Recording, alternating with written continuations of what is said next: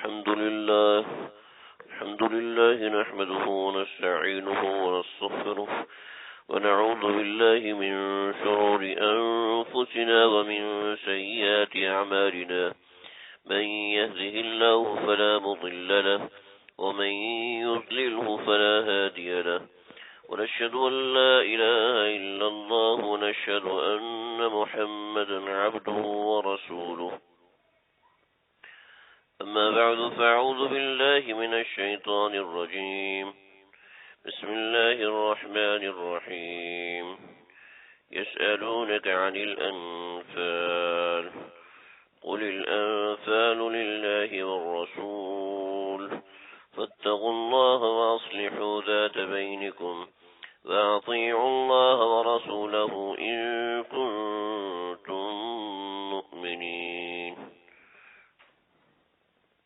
صدق اللہ العظیم۔ حضور صلی اللہ علیہ وسلم اللہ کے آخری نبی ہیں۔ آپ صلی اللہ علیہ وسلم کی زندگی میں ایسی چیزیں ہیں، ایسی خوبصورتیاں ہیں، ایسی مرعنائیاں ہیں کہ جو ہر مومن کو پتہ ہونی چاہیے، اور ہر مومن کی زندگی میں ہر مومن کو ان سے محبت جب ہی ہوگی جب ان کی زندگی کی اونچ اور نیچ جانتے ہوں گے۔ ہمارے پاس آپ صلی اللہ علیہ وسلم سے کی محبت کے دعوے تو بہت ہوتے ہیں، لیکن آپ صلی اللہ علیہ وسلم کی زندگی میں کیا کیا واقعات اور کیا کیا حالات ہوئے، کہاں مشکلات آئیں اور کہاں آسانیاں آئیں، اس کے بارے میں اتنی خبر نہیں ہوتی۔ نبی کریم صلی اللہ علیہ وسلم کی زندگی کے ان تمام حالات کے حوالے سے بات کرنا شروع کی تھی، اور درمیان میں بہت بڑا انقطاع آ گیا۔ اب انشاءاللہ اس کو ایک دفعہ پھر دوبارہ سے شروع کر رہا ہوں۔ اللہ سے دعا ہے اللہ تعالیٰ اس کو مکمل کرنے کی توفیق عطا فرمائے۔ اللہ ہمارے اعمال بد سے ہمیں بچائے کہ جن کے نحوست ایسی ہے کہ جن اعمال بد کی وجہ سے ہم آپ صلی اللہ علیہ وسلم کے ذکر خیر سے محروم ہیں، نہ کر پائے۔ نبی کریم صلی اللہ علیہ وسلم کی زندگی کے حالات غزوہ بدر تک پہنچے تھے، اور غزوہ بدر کے اندر ہم نے بہت سی چیزیں اس لیے چھوڑ دی تھیں کہ ہم رمضان المبارک کے اندر اس کو کر رہے تھے، اور رمضان المبارک کے مہینے کے اندر اور مصروفیات کافی شدت سے ہوا کرتی تھیں، تو اس وجہ سے وہ معاملات ہم ادا نہ کر پائے۔ کچھ چیزیں رہ گئیں، انشاءاللہ اس کے بارے میں یہاں پر ذکر کروں گا۔ سن 2 ہجری کے واقعات کے اوپر بات چل رہی تھی۔ انشاءاللہ ہم ہر سال کے مطابق چلیں گے۔ 1 ہجری کے اندر جو اجمالی واقعات ہوئے اس کا تفصیل سے ذکر ہو چکا ہے۔ 2 ہجری کے اندر کچھ واقعات ہوئے تھے، اور اس کے اندر ہم نے تقریباً تمام واقعات چھوڑ کر غزوہ بدر کبریٰ جسے کہتے ہیں، تو غزوہ بدر کے حوالے سے بات کی تھی۔ سریہ اور غزوات کو ہم نے تفصیل سے ذکر نہیں کیا کہ سریہ اور غزوات کے اندر تفصیلیں ایسی ہیں کہ اس کا تعلق جغرافیہ اور نقشوں سے ہے، اور عام طور پر بغیر نقشے کے وہ چیز سمجھ میں نہیں آتی۔ موقع ہوا تو ہم اس کے مطابق چلیں گے۔ 2 ہجری کے اندر بہت سے واقعات ہوئے ہیں، انشاءاللہ ہم 2 ہجری کے واقعات کو باری باری سیکھیں گے، سمجھیں گے۔ 2 ہجری کے واقعات میں فرضیت زکوٰۃ ہے، فرضیت روزہ ہے، صدقہ فطر کا وجوب ہے، ابتداء عیدین ہے، اور حضرت بی بی رقیہ کی وفات ہے، ام کلثوم کا نکاح ہے، حضرت فاطمہ کا نکاح ہے۔ اسی طریقے سے اور چند یہودیوں کا قتل آپ صلی اللہ علیہ وسلم نے کروایا تھا۔ اس طریقے سے اور معاملات بھی ہوئے، تو انشاءاللہ آج کے درس میں ان میں سے چند چیزیں ہم سمجھیں گے۔ غزوہ بدر جب مکمل ہوا تو غزوہ بدر کے اندر اللہ تعالیٰ کی ایک بہت بڑی نصرت آئی تھی کہ اللہ رب العزت نے فرشتوں کو بھیجا تھا کہ ان فرشتوں نے غزوہ بدر کے اندر مسلمانوں کی ایسی مدد فرمائی تھی، اور اللہ کے حکم سے فرشتے آئے تھے، اور فرشتوں نے آ کر قتال میں بھی حصہ لیا، اور دشمن کو مارا بھی، مقابلہ بھی کیا۔ تو یہ اس نوعیت کی امداد بھی مسلمانوں کو ملی ہے غزوہ بدر کے اندر۔ ابو جہل جو کہ اس امت کا فرعون تھا وہ بھی اس غزوہ بدر کے اندر مارا گیا، اور ابو جہل کو مارنے والے آپ صلی اللہ علیہ وسلم سے جب پوچھا گیا تو وہ 3 لوگ ہیں۔ آپ صلی اللہ علیہ وسلم نے ایک موقع پر فرمایا کہ اللہ تعالی رحم کرے افرا کے بیٹوں پر یا افرا کے بیٹوں پر کہ انہوں نے ابو جہل کو مارا تھا۔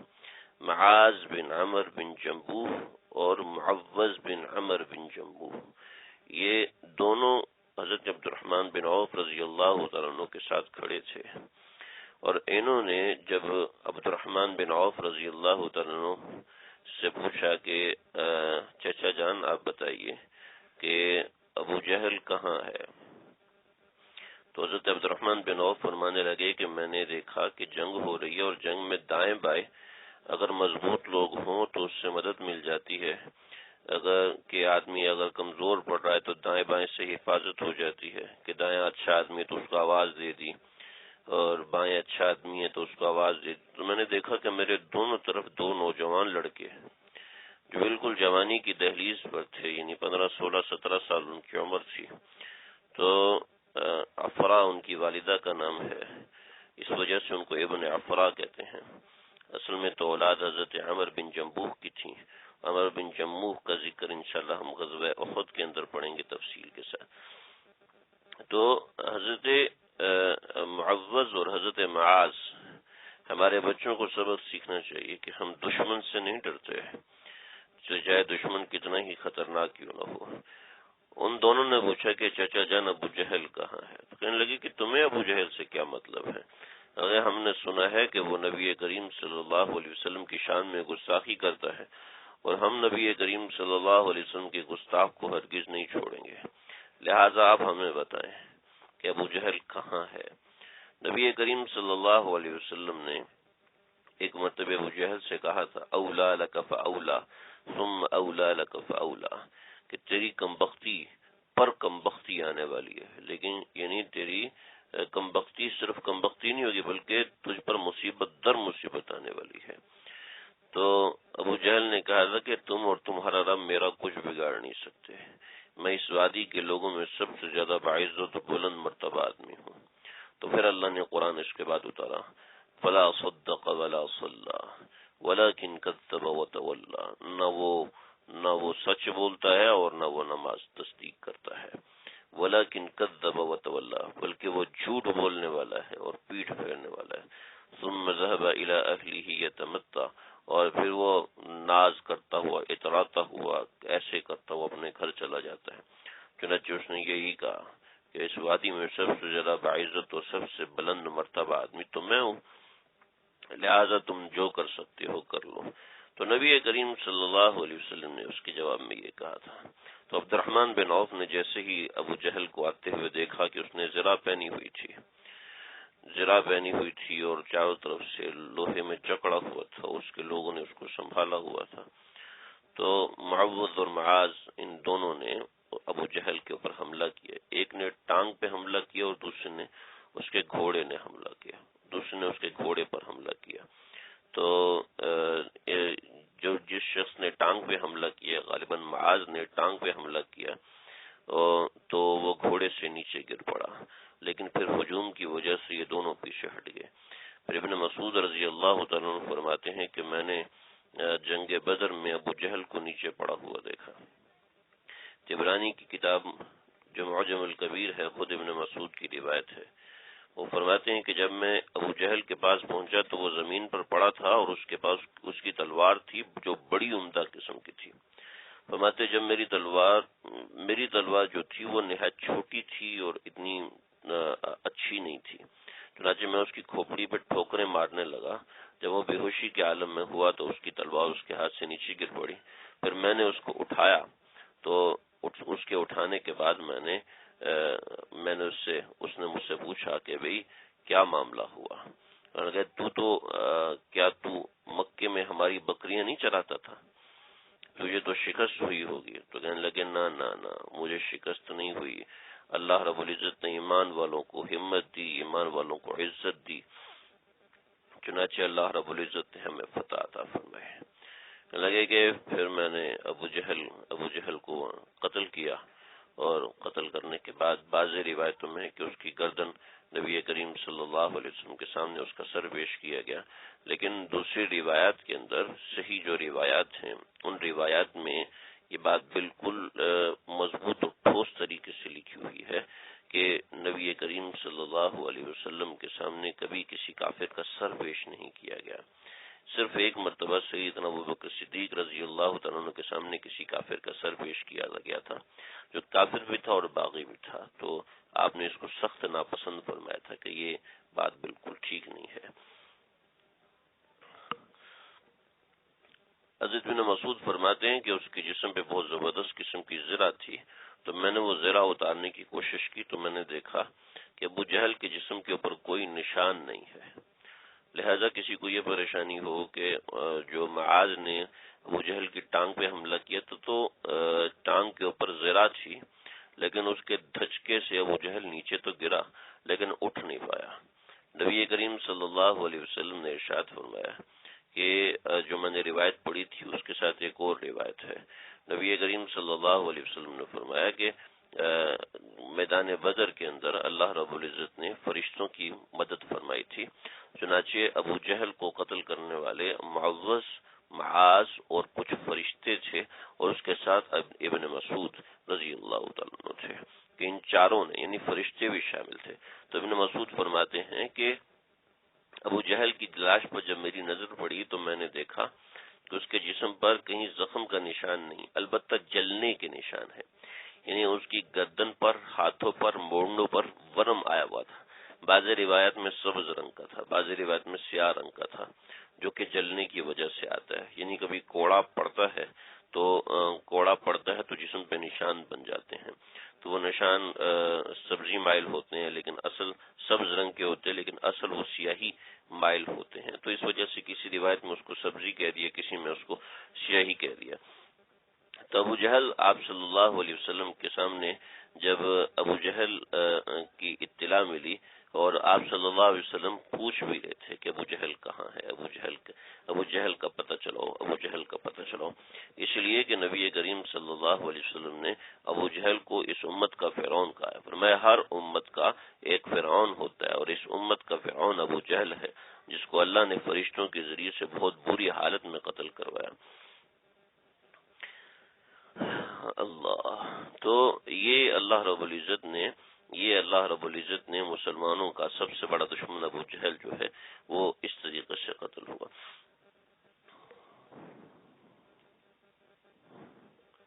سمجھ رکھیں کہ بدر کے اندر اللہ رب العزت نے بہت سے فرشتوں کو مسلمانوں کی مدد کے لیے کہ یمددکم ربکم بخمسۃ آلاف من الملائکۃ مسومین، کہ اللہ رب العزت نے 5000 فرشتوں کو مسلمانوں کے ذریعے سے مسلمانوں کی مدد کے لیے بھیجیں گے، جو کہ خاص وضع بنائے ہوئے ہوں گے۔ مسومین کا جو ترجمہ ہے وہ خاص وضع کا ہے۔ حضرت شاہ رفیع الدین رحمۃ اللہ علیہ نے اس کا ترجمہ نشانی والے کیا ہے۔ علامہ سیوطی رحمۃ اللہ علیہ سے جب پوچھا گیا نا کہ مسومین اس میں خاص وجہ سے کیا مراد ہے، تو انہوں نے جواب فرمایا کہ ابن حاتم نے اپنی تفسیر میں حضرت علی کی سند سے ایک روایت کی ہے۔ حضرت علی فرماتے ہیں کہ وہ نشانی یہ تھی کہ ان فرشتوں کے گھوڑوں کی پیشانیوں اور ان کی دموں پر اون یعنی داغ تھے، یعنی پیشانی اور اس کے اوپر داغ تھے۔ تو اس روایت کے مطابق دو فرشتے اس نشانی کے ساتھ غزوہ بدر میں شریک ہوئے تھے، لیکن امام مقبول رحمۃ اللہ علیہ فرماتے ہیں انہوں نے امامے پہنے ہوئے تھے، اور ابن عباس نے یہ روایت کی کہ وہ سفید امامے پہنے ہوئے تھے اور اس کے پلو لٹکائے ہوئے تھے، پر ایسی ضعیف روایتیں بھی ہیں، مضبوط روایتیں بھی ہیں۔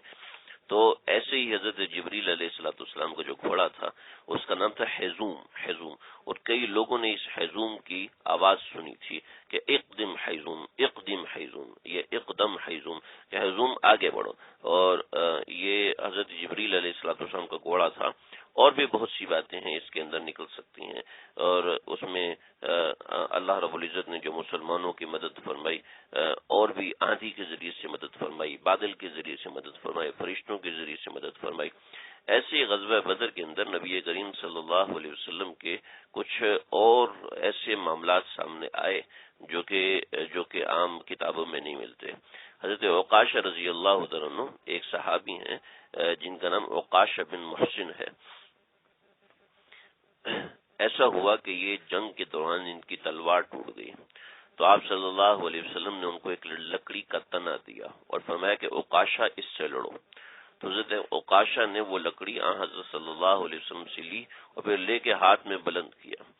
جیسے ہی ہاتھ میں بلند کیا تو ایک لمبی اور بے حد خوبصورت چمکدار اور ایک آبدار قسم کی تلوار بن گئی۔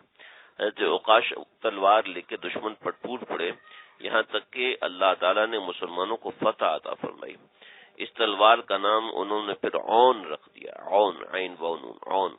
بدر کے بعد ہمیشہ حضرت عکاشہ کے پاس یہ تلوار رہی، پھر وہ تمام غزووں میں آپ صلی اللہ علیہ وسلم کے ساتھ شریک رہے اور اسی تلوار سے جنگ لڑتے رہے۔ سبحان اللہ۔ حضرت عکاشہ کے انتقال کے بعد یہ تلوار ان کی اولاد اور ان کی وراثت میں ایک دوسرے کے پاس پہنچتی رہی۔ حضرت عکاشہ کا نام ہی اخش تھا، اس کا مطلب ہے حملہ کرنے والا۔ ایسی صرف حضرت عکاشہ کے ساتھ نہیں ہوا، جس کے ساتھ اللہ کے نبی ہوں تو ظاہری بات ہے، آپ خود سمجھ سکتے ہیں۔ حضرت سلمہ بن اسلم رضی اللہ تعالیٰ عنہ، ان کی تلوار بھی ٹوٹ گئی تھی، تو آپ صلی اللہ علیہ وسلم نے ان کو کھجور کے گچھے کی جھڑی دی، فرمایا اس سے لڑو۔ جیسی انہوں نے اپنے ہاتھ میں لی تو ایک بہترین قسم کی تلوار بن گئی۔ ایسی حضرت خبیب بن عبد الرحمن رضی اللہ تعالیٰ عنہ، وہ روایت کہتے ہیں کہ غزوہ بدر کے موقع پر خبیب نام کا ایک مشرک تھا، روایت حضرت خبیب بن عبد الرحمن سے ہے، لیکن اسی نام کا ایک مشرک تھا، اس نے میرے دادا پر وار کیا جس سے ان کی ایک پسلی الگ ہو گئی۔ حضرت صلی اللہ علیہ وسلم نے زخم پر لعاب دہن لگایا، اس کے ٹوٹے عضو کو وہیں پر لگا دیا جو اکھڑا ہوا تھا، تو پہلے کی طرح جم کر بالکل ٹھیک ہو گیا۔ ایسی حضرت رفاع بن مالک نے روایت کی ہے، فرمایا کہ میرے ایک تیر آ کر لگا جس سے میری آنکھ پھوٹ گئی، تو آپ صلی اللہ علیہ وسلم نے میری آنکھ میں اپنا لعاب دہن ڈالا اور جس سے اسی وقت میری آنکھ ٹھیک ہو گئی، ذرہ برابر تکلیف نہیں ہوئی۔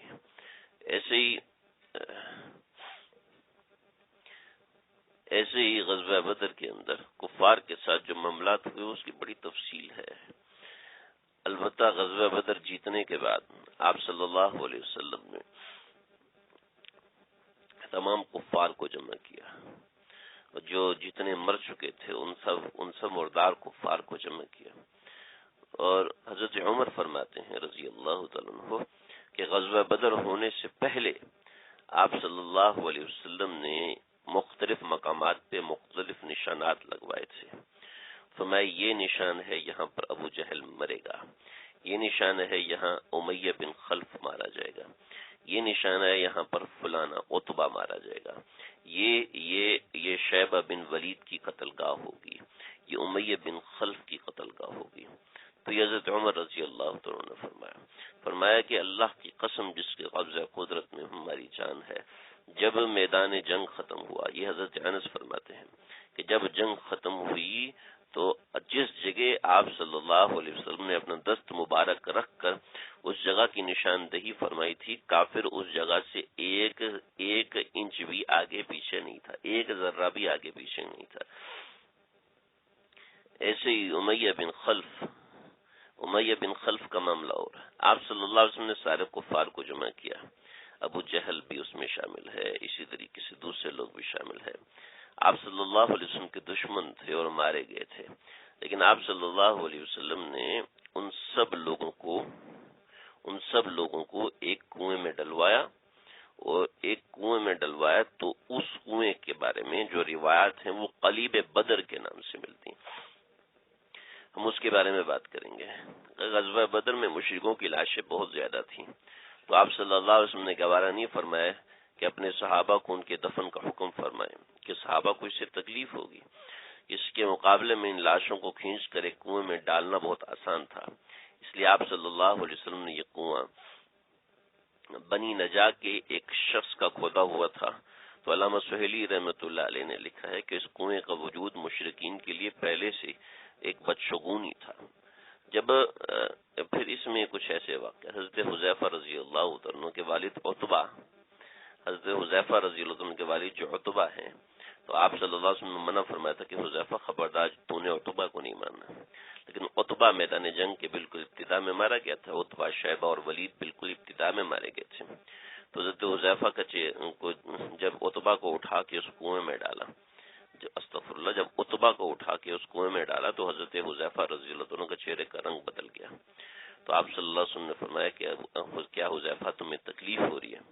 تو حضرت حذیفہ نے عرض کیا نہیں خدا کی قسم، بس دراصل میں اپنے باپ کو ایک سمجھدار انسان سمجھتا تھا، میری تمنا تھی کہ یہ اسلام قبول کر لیتا، لیکن جب اس حالت میں اس کی موت دیکھی تو مجھے بڑا افسوس ہو رہا ہے۔ اور دراصل میں پہلے بالکل شروع میں بتا چکا ہوں کہ عتبہ اس حق میں تھا کہ ہم لوگ یہاں سے واپس چلے جائیں کہ ابھی مقابلہ کرنے کی ضرورت نہیں ہے۔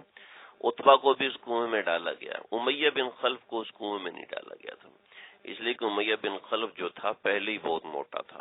اس کی موت کی تفصیل میں نے ساری ذکر کی ہے، تو مَا نَجَوْتُ إِن نَجَا امیہ، حضرت بلال نے کہا تھا جو، تو اس کا جسم بہت موٹا تھا، تو صحابہ کرام اس کو اٹھانے لگے تو یہ اور بھاری ہو چکا تھا، 3 دن کے اندر یہ اور بھاری ہو چکا تھا، تو پھر اس کو جس جگہ پر یہ تھا تو وہیں اس کو گڑھا کھود کے وہیں پر اس کو دفن کر دیا تھا۔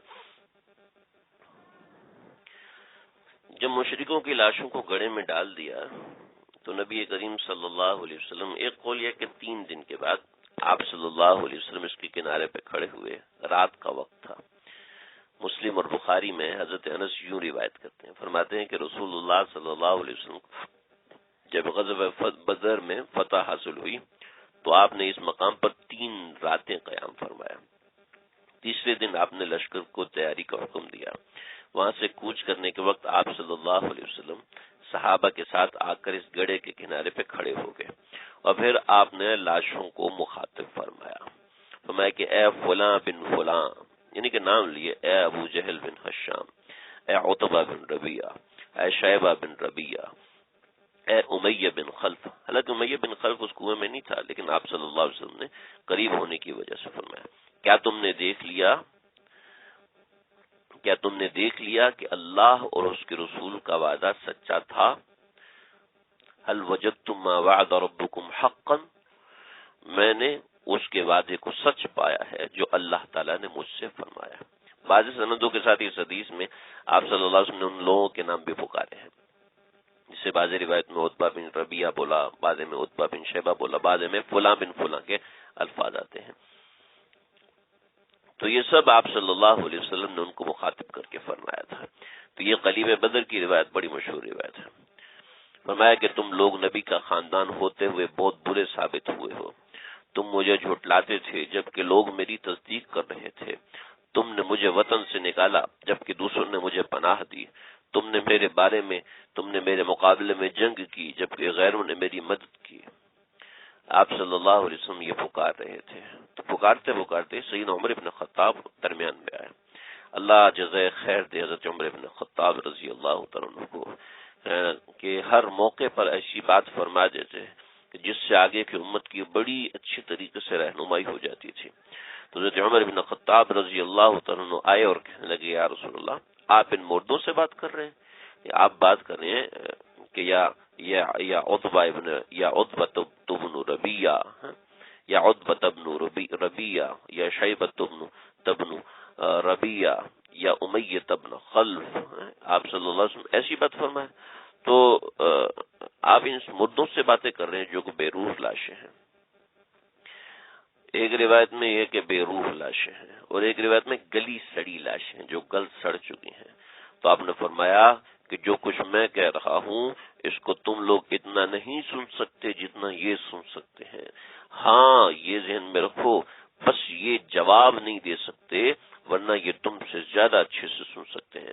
حضرت قتادہ روایت کرتے ہیں کہ اس وقت اللہ تعالیٰ نے ان مردوں میں جان ڈال دی تھی، اور تاکہ وہ حضور صلی اللہ علیہ وسلم کی گفتگو سن سکیں اور خود پر پھٹکار اور افسوس کر سکیں۔ اور دوسری بہت سی روایات ایسی ہیں کہ جس سے سمجھ میں آتا ہے کہ جو ہم دنیا سے جانے کے بعد فرمایا کہ مردہ جو ہے جاننے والوں کے جوتوں کی آواز سن رہا ہوتا ہے کہ اس کے پاس منکر اور نکیر آ جاتے ہیں اور اس سے وہ سوال کرتے ہیں. تو یہ تو ایک الگ موضوع ہے اور بڑا زبردست اور اہم ترین موضوع ہے. تو نبی کریم صلی اللہ علیہ وسلم نے ان کفار کو اس کنویں کے اندر دفن کیا، اس کنویں میں ڈالا، اور ڈالنے کے بعد تقریباً 20 کفار کو کنویں میں ڈالا اور بقیہ مختلف مقامات پر، اور 70 کے قریب قیدی ہوئے. پھر آپ صلی اللہ علیہ وسلم نے واپس چلنے کا اعلان فرمایا. تو یہاں سے جب آپ صلی اللہ علیہ وسلم واپس گئے تو آپ صلی اللہ علیہ وسلم نے 2 لوگوں کو فتح کی خوشخبری سنا کے بھیجا. ایک حضرت عبداللہ بن رواحہ اور دوسرا حضرت زید بن حارث. حضرت زید بن حارث رضی اللہ عنہ کو آپ صلی اللہ علیہ وسلم نے اپنی اونٹنی دے کر بھیجا. بعض میں روایت میں قصوہ اونٹنی ہے، بعضی کے مطابق ازوا اونٹنی ہے. آپ صلی اللہ علیہ وسلم نے وہ اونٹنی دے کے بھیجا کہ عبداللہ بن رواحہ سے کہا کہ تم سافلہ کی طرف جاؤ اور تم عالیہ کی طرف جاؤ، اور زید بن حارثہ سے فرمایا تم سافلہ یعنی مدینے کے نچلے علاقے ان کی طرف جائے. چنانچہ وہ مدینے کے نچلے علاقے کی طرف گئے. حضرت زید بن حارثہ رضی اللہ عنہ وہاں پہنچے تو کہیں گے فلاں بن فلاں فلاں فلاں گرفتار ہوئے، فلاں فلاں قتل ہوئے. ان کی تفصیل انشاءاللہ ہم ذکر کرتے ہیں. جب ان دونوں کے منہ سے یہ اعلان سنا تو کعب بن اشرف جو یہودی ہے وہ چٹلانے لگا، کہتا ہے نہیں یہ تو ایسے جھوٹ بول رہا ہے. اگر محمد صلی اللہ علیہ وسلم نے ان بڑے بڑے سورماؤں کو مار ڈالا ہے تو زمین کی پشت پر رہنے سے زمین کی پشت پر رہنے سے بہتر ہے کہ ہم زمین کے اندر چلے جائیں، یعنی ہم مر جائے تو یہ زیادہ بہتر ہے. اسی طریقے سے یہی خوشخبری منافقین پر آفت بن کے ٹوٹی. اور وہ اس طریقے سے کہ جب حضرت زید بن حارثہ رضی اللہ عنہ مدینہ کے سافلہ علاقے میں پہنچے تو خوشخبری سنائی. تو ایک منافق شخص تھا، وہ کہنے لگا، روایت میں اس کا نام نہیں آیا، کہ اصل بات یہ ہے کہ تمہارے ساتھی یعنی صحابہ کرام کو شکست ہوئی ہے، وہ تتر بتر ہو کے منتشر ہو گئے ہیں، اب کبھی ایک جگہ جمع نہیں ہو سکیں گے، اور نعوذ باللہ من ذالک محمد صلی اللہ علیہ وسلم قتل ہو گئے ہیں اور ان کے صحابہ شکست کھا گئے. دیکھو یہ محمد کی اونٹنی ہے جس پر زید ابن حارثہ بیٹھے ہوئے ہیں. یعنی آپ صلی اللہ علیہ وسلم زندہ ہوتے تو اپنی اونٹنی پر خود سوار ہو کے آتے، مگر یہ زید ایسا بدآواز ہو رہا ہے کہ اگر خود کہ اس کو پتہ ہی نہیں چل رہا کہ یہ کیا کہہ رہا ہے. اس نے کہنا یہ تھا لیکن کہہ اور دیا. تو حضرت زید بن حارثہ کے جو بیٹے تھے حضرت اسامہ بن زید، تو انہوں نے یہ منافقوں کی باتیں سنی اور تنہائی میں حضرت زید کے پاس آئے اور ان سے ان منافقوں کی افواہوں کے بارے میں پوچھا. تو اس نے ان کو پوری تفصیل بتائی. تو حضرت اسامہ رضی اللہ عنہ فوراً واپس آئے اور کہا کہ کیا وہ جو کچھ کہہ رہے ہیں وہ سچ ہے؟ تو حضرت زید بن حارثہ نے کہنے لگا خدا کی قسم جو حضرت عبداللہ بن رواحہ کہہ رہے ہیں اور جو میں کہہ رہا ہوں بالکل سچ ہے. تو اسامہ فرماتے میرے دل میں اطمینان ہو گیا. میں اسی وقت اس منافق شخص کے پاس گیا، پوچھا حضرت صلی اللہ علیہ وسلم کے بارے میں جھوٹی افواہیں پھیلانے والے، رسول اللہ صلی اللہ علیہ وسلم کو یہاں آنے دے، میں تجھے آپ کے سامنے سب سے پہلے پیش کروں گا، پھر تیری گردن مار دی جائے گی. اس نے وہ اسی وقت حواس باغتا ہوا اور کہنے لگا نہ بھائی میں تو یہ نہیں کہہ رہا تھا، میں تو یہ کہہ رہا تھا کہ فلاں شخص نے یہ کہا ہے. اس طریقے سے اس نے جھوٹ بول کے اپنی جان چھڑائی. تو منافقین پر اس طریقے سے بڑا بھاری پڑا آپ صلی اللہ علیہ وسلم کا فتح یاب ہو کے واپس آنا. لیکن منافقین ابھی ایسے نہیں کہ ان کا ذکر اس طریقے سے کیا جائے، کچھ تفصیل بتائی جائے.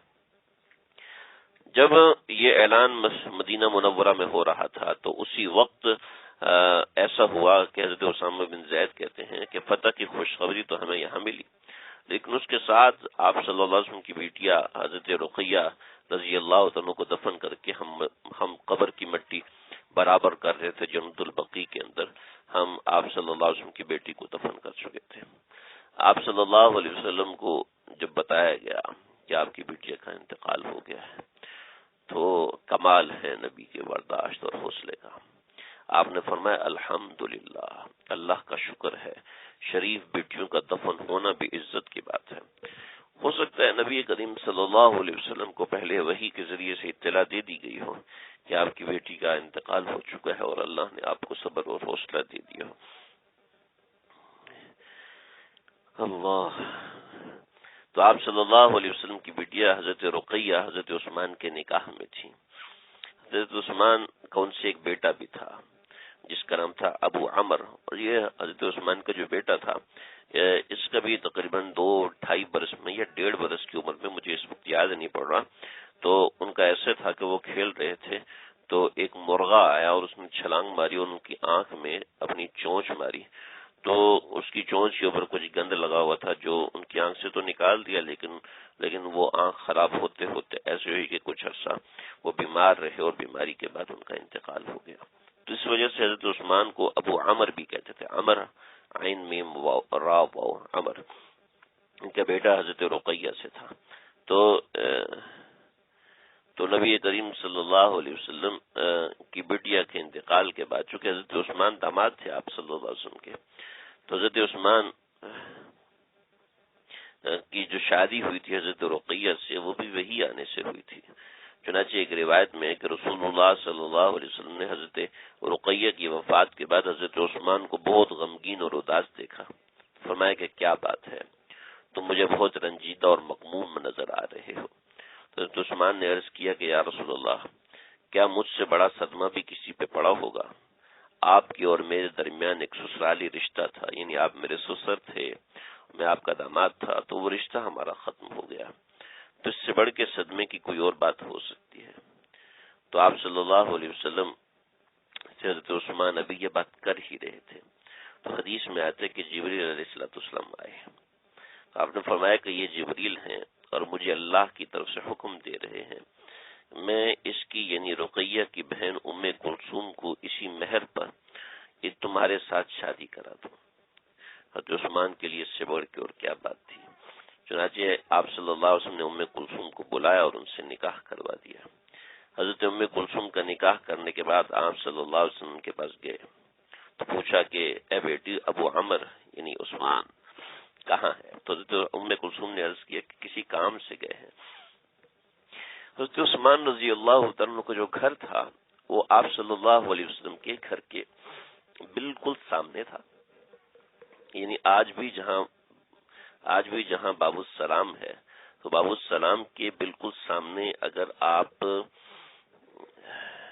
30 فٹ تک چلے جائیں تو 30 فٹ کے بعد جو جگہ ہے وہ حضرت عثمان رضی اللہ عنہ کے گھر مبارک کی ہے. تو حضرت عثمان رضی اللہ عنہ کا یہ گھر مبارک تھا. تو آپ صلی اللہ علیہ وسلم یہاں تشریف لے کر گئے. تو جب بھی باب السلام سے نکلیں تو یہی تصور کریں کہ یہاں کچھ جگہیں ایسی لازمی ہوں گی جس جگہ نبی کریم صلی اللہ علیہ وسلم نے سانس لیا ہوگا، جس جگہ آپ صلی اللہ علیہ وسلم نے قدم مبارک رنجا فرمائے ہوں گے، وہاں کوئی ایسی چیز نہ ہو کہ بید بھی ہو جائے. تو آپ صلی اللہ علیہ وسلم نے پوچھا کہ اے ام کلثوم تم نے اپنے شوہر کو کیسے پایا، یعنی کیسا انسان ہے؟ عرض کیا کہ ابا جان وہ بہت اچھے اور بلند مرتبے کا شوہر ثابت ہوا ہے. تو آپ نے فرمایا بیٹی کیوں نہ ہو، دنیا میں تمہارے دادا ابراہیم اور تمہارے باپ محمد صلی اللہ علیہ وسلم سے سب سے زیادہ جو مشابہ شخص ہے وہ یہی ہے، یعنی حضرت عثمان ہے. پھر ایک اور جگہ آیا کہ حضرت عثمان میرے صحابہ میں سب سے زیادہ میرے اخلاق اور آداب کے مشابہ ہیں. حضرت ابن عباس نے ایک اور حدیث میں فرمایا کہ مجھ سے حضرت جبریل نے کہا کہ اگر زمین والوں میں، حضرت عباس فرماتے ہیں کہ رسول اللہ صلی اللہ علیہ وسلم نے فرمایا کہ اگر زمین والوں میں یوسف صدیق علیہ السلام کو شبیہ اور ہم شکل تلاش کرنا چاہیں تو حضرت عثمان کو دیکھ لیں. سبحان اللہ. چونکہ حضرت عثمان رضی اللہ عنہ سے رسول اللہ صلی اللہ علیہ وسلم کی 2 صاحبزادیوں کی شادی ہوتی، اس لیے ان کو ذوالنورین یعنی 2 نور والا کہا جاتا. آدم علیہ السلام سے لے کے آج تک یہ شرف اور اعزاز حضرت عثمان کے علاوہ کسی انسان کو حاصل نہیں ہوا کہ کسی کے گھر میں نبی کی 2 بیٹیاں رہی ہوں. چنانچہ یہی وجہ ہے کہ جب ایک مرتبہ رسول اللہ صلی اللہ علیہ وسلم سے حضرت علی نے حضرت عثمان کے بارے میں پوچھا تو آپ نے ارشاد فرمایا وہ شخص وہ ہیں جن کا ذکر آسمانوں میں ذوالنورین کہا جاتا ہے. جس شخص کو آسمانوں میں ذوالنورین کہا جاتا ہے. حضرت ام کلثوم رضی اللہ تعالیٰ عنہ جو حضرت عثمان کی بیوی ہیں، ان کی وفات 9 ہجری تک میں ہوئی. یہ 2 ہجری میں حضرت ام کلثوم کا نکاح حضرت عثمان کے ساتھ ہوا اور 9 ہجری تک یہ نکاح رہا۔ تو پھر کسی صحابی نے فرمایا کہ حضرت عثمان کی شادی کر دیں، تو آپ نے فرمایا کہ اگر میری کوئی تیسری بیٹی بھی ہوتی تو میں وہ بھی عثمان سے نکاح کر دیتا، کیونکہ میں نے پہلے اپنی بیٹیوں کا نکاح بھی اللہ تعالیٰ سے کے حکم سے، اللہ کی وحی سے ہی کیا تھا، تو آگے بھی ہوتا تو مجھے یہی امید تھی۔